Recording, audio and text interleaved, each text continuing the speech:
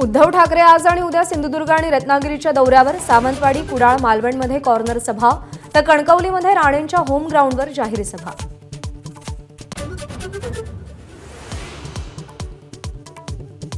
आरक्षण मिळालं मग पुन्हा उपोषण का? मंत्री छगन भुजबळांचा मनोज जरांगेंना सवाल। मराठ्यांच्या नेत्याला अध्यादेश आणि अधिसूचनेतला फरकही कळत नाही, भुजबळांची टीका।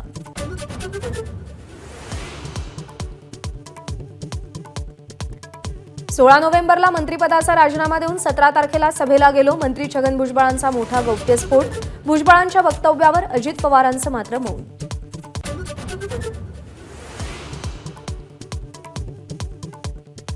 मुंबईच्या अनेक भागांमध्ये रोहिंग्या आणि बांगलादेशींची घुसखोरी, शासकीय जमिनी बळकावत मदारसे बांधण्याचा प्रकार, नितेश राणेंचा खळबळजनक आरोप।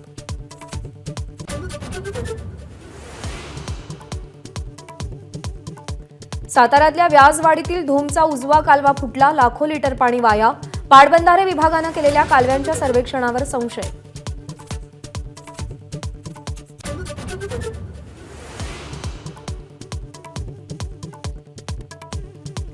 दक्षिण अमेरिकेतील चिली देशात जंगलाला भीषण आग, आगीमध्ये 46 जणांचा मृत्यू झाल्याची माहिती, तर 1100 पेक्षा जास्त घरं जळून खाक।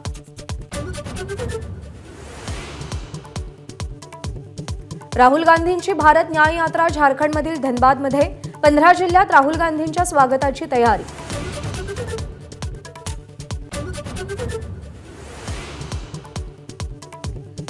भाजपचे ज्येष्ठ नेते लालकृष्ण अडवाणींना भारतरत्न जाहीर, पंतप्रधान मोदींची ट्विट करत घोषणा।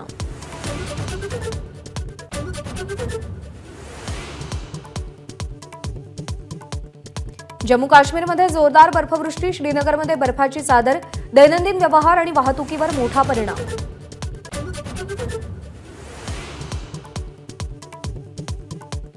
उत्तरेकडच्या थंड वाऱ्यांमुळे राज्यात पुन्हा थंडीचा कडाका वाढणार, राज्यातल्या तापमानात 4 ते 5 अंशांनी घट होण्याची शक्यता।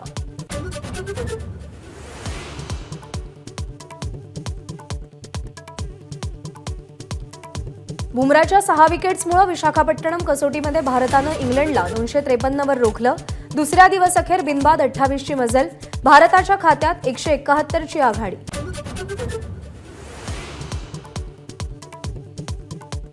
पूनम पांडे विरोधात पोलीस स्टेशनमध्ये तक्रार दाखल, मृत्यूची खोटी बातमी पसरवणं पूनम पांडेला महागात पडणार। एबीपी माझा, उघडा डोळे बघा नीट।